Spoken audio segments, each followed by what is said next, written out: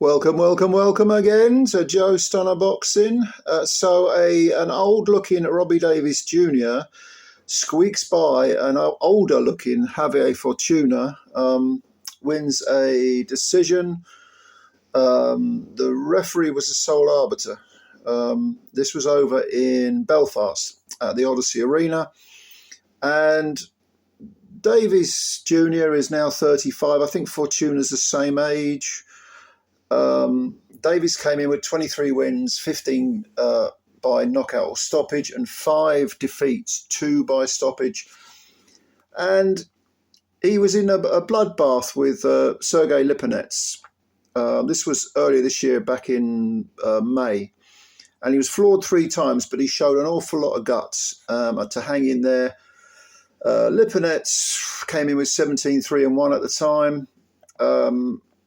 He himself, he's 35. So we're talking about Davies fighting, Davies, Lipinets, Fortuna. They're all at the downside of their career. But that was the second defeat in a row for Davies, because back in 2023, he broke an ankle, I think, in losing to Darragh Foley in 3 rounds. I think he was floored in the second round and then down again in the third. I don't know when the ankle injury occurred. But anyway, he needed a win. And he got it against Fortuna, who came in, like I say, he's also in his mid-30s. He had lost 2 of his last 4, one to Ryan Garcia, which was a 6-round KO, and one to Joseph Diaz. That was a unanimous 12-round decision. Now, back in the day, 6 years ago maybe, 6+ years ago, Fortuna held a couple of WBA belts. Both, I think one was a interim title and one was a regular belt, because the WBA are belt crazy, aren't they? Let's be honest. And he came into this fight with 38 wins and 4 defeats, 2 by stoppage in the defeat column, 27 KOs out of the 38 wins, and 1 draw. And this was kind of last chance saloon. He's much shorter than Davies. Davies, I think, is around the 5'10" mark. Fortuna's about 5'6", 5'6.5" maybe. But you wouldn't think that he was just there for the paycheck. I mean, the commentators, which were Paulie Malignaggi and Chris Algieri, were saying that Fortuna needed to work harder, make a bit more effort, and so on. Yeah, I agree, but I did get the feeling that it was just age. He just couldn't keep the work rate up as he used to. Whereas Davies Jr.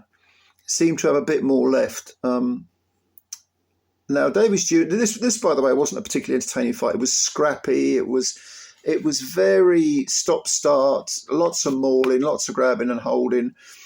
Fortuna was, again, his output wasn't great.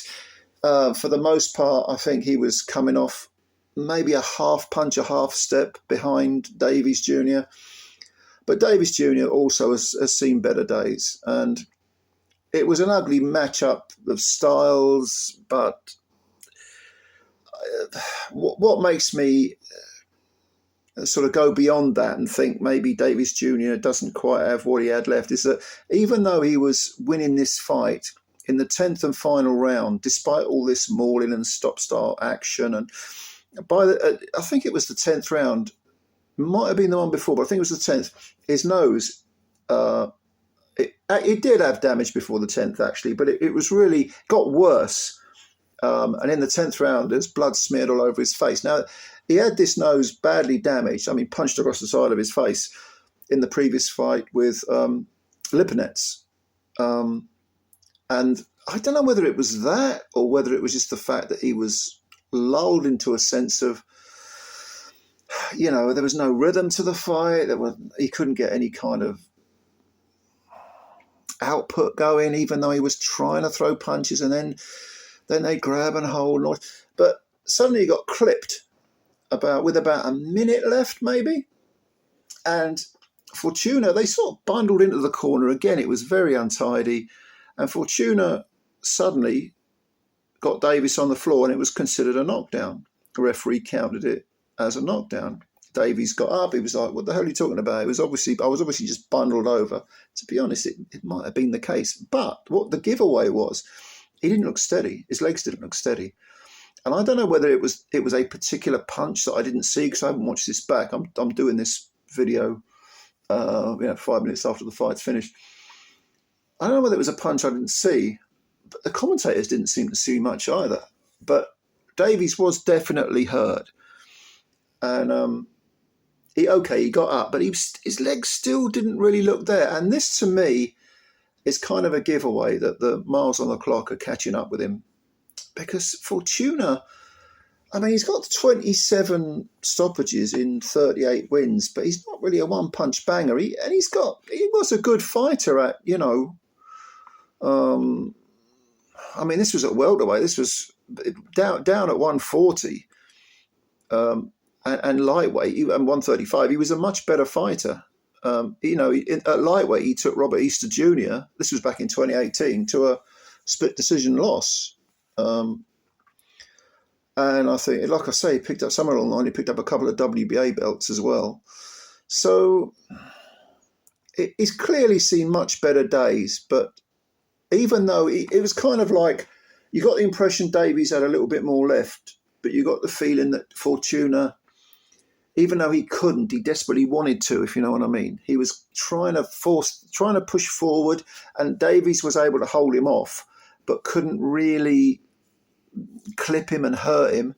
And as a result, the sort of effort, if you like, of Fortuna eventually told. And if this had been a 12-rounder, it would have been very interesting. This was only a 10-rounder. It would have been very interesting to see who'd have come out best. And bear in mind, I mean, Davies is a much bigger man as well. Fortuna was a southpaw, is a southpaw as well.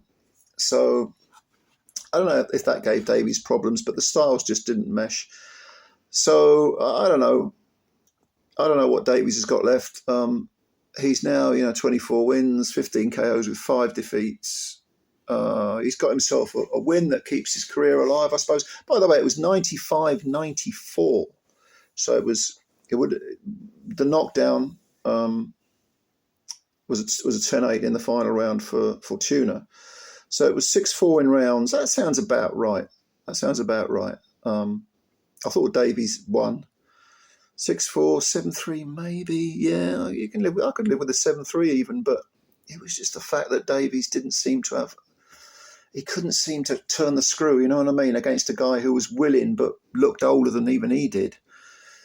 But hopefully there'll be, another big payday for Robbie Davies Jr. He's from Liverpool, boxing up in Belfast. I don't know what he's got left. Are they going to use him as food for some up-and-comer? I hope not.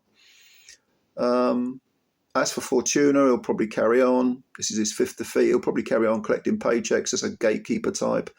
And Davies Jr. might slip into that role as well, if he wants to. But I think he's still got pretensions of wanting to, win some major fights and still prove he's world class. I'm not convinced he is. Not convinced he is at all. In fact, I don't think he is. But what did you think? This fight was on ProBox TV. It was free to air on YouTube. It was a Conlon, I think, or Michael Conlon was it him and his brother were co-promoters, perhaps. But I'll tell you what, this was a dull fight. But the couple of the undercard fights, an 8-rounder and a 10-rounder, were really good. I should really be doing reviews of them as well. But what did you think? Leave your comments below. And of course, thank you very much for your time. Please subscribe to the channel if you're new, and hit the like button if you enjoyed the video, because it helps us out, costs you nothing and takes a second, and is much appreciated.